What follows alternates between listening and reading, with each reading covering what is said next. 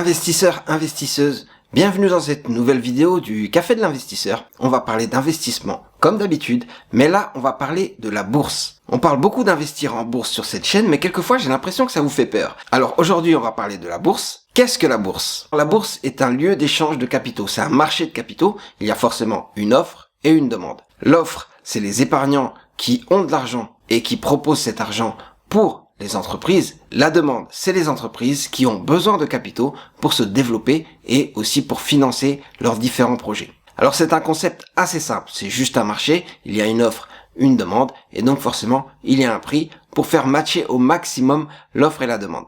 Mais qui a eu l'idée de faire ça? En fait, c'est un concept qui est né dans les Pays-Bas entre les années 1350 et 1380, où là il y avait déjà un besoin de financement parce que les Hollandais voulaient vraiment conquérir le monde, que ce soit en Amérique du Sud, ou alors même en Afrique du Sud, ou bien même sur la route des épices, ils avaient besoin de financement pour aller avec leur bateau un peu partout, acheter un maximum de marchandises et ensuite rentrer chez eux pour faire du commerce. Et heureusement, il y avait des commerçants qui déjà vendaient pas mal en Europe et qui avaient un peu d'argent. Et cet argent, ils étaient prêts à le mettre à disposition des différentes entreprises qui voulaient faire du commerce. Du coup, ces entreprises, elles utilisaient cet argent et elles développaient leur commerce et elles se développaient partout dans le monde. C'est comme ça qu'est née la bourse. Les gens commençaient à se réunir à Amsterdam sur une seule place et les frères Van der Beurse ont donné le nom à ce qu'on appelle aujourd'hui la bourse. Aujourd'hui, la bourse a changé. C'est différents marchés. Ça peut être un marché de capitaux, là où on va échanger des actions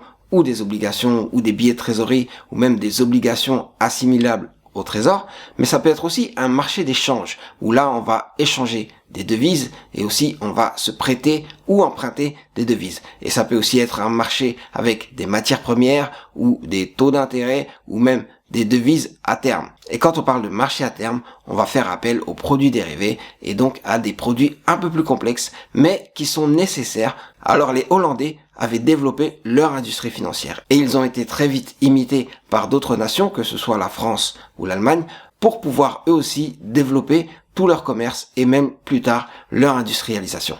Et justement, c'est ce qui a créé la première crise qui était la crise des bulbes de tulipes, parce qu'en fait, tout le monde commençait à échanger des petits papiers avec les livraisons de tulipes, sauf que tout le monde commençait à vendre des livraisons alors que la production ne pouvait pas suivre. C'est ainsi qu'est né le premier krach boursier, mais on va voir qu'il y en a eu quelques autres entre-temps. Alors en bourse, justement, qu'est-ce qu'on va échanger? On va échanger des actions.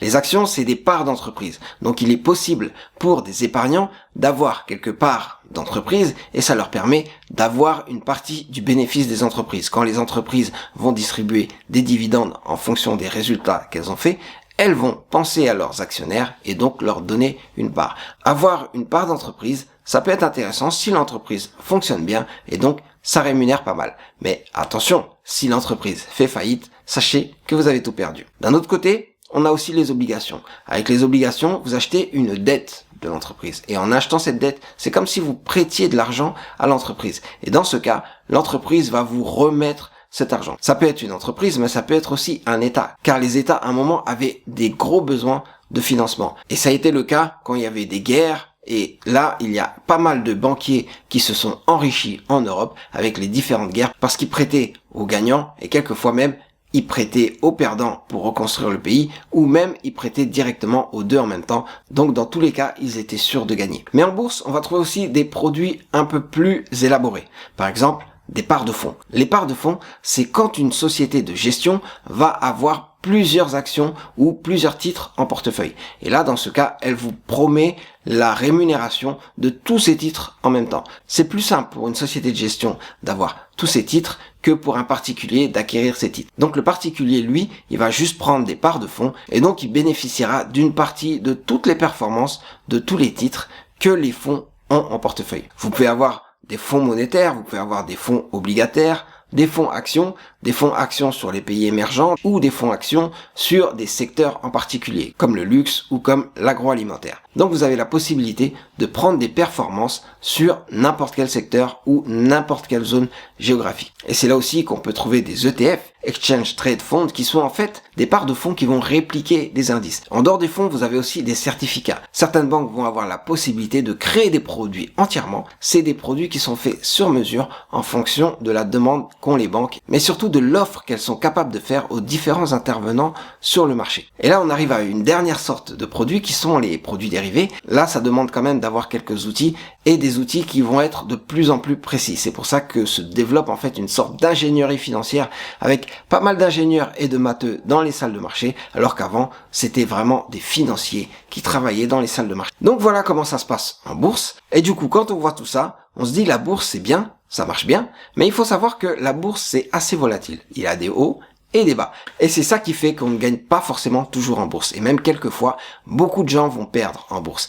Le premier crack boursier qu'il y a eu, on en a parlé, c'est la crise des tulipes. Mais il y en a eu un autre qui a fait beaucoup de bruit dans les livres d'histoire, c'est la crise de 1929. Et il y a eu d'autres cracks boursiers, notamment en 1987 avec le lundi noir. En 1997-1998, c'était à leur tour les bourses asiatiques qui ont connu la débâcle. C'est ce qu'on a appelé la crise asiatique. Mais dans les années 2000, là aussi il y a eu des crises. En 2001, il y a eu l'explosion de la bulle Internet. Et je vous parle même pas de la crise de 2008, où là on a connu aussi une débâcle sur les différents marchés financiers, avec la crise des subprimes, qui a fragilisé directement toutes les banques et tout le système financier international. Donc la volatilité des marchés, c'est pas anodin, même si on se dit que c'est pas forcément lié à l'économie, parce que l'économie n'est pas aussi volatile. Quand les marchés tombent, sachez que l'économie va suivre. Voilà pourquoi les bourses sont importantes, et voilà pourquoi les bourses restent un thermomètre de l'activité économique dans le monde. Et c'est pour ça qu'on dira souvent en bourse qu'il faut acheter la rumeur et vendre la nouvelle,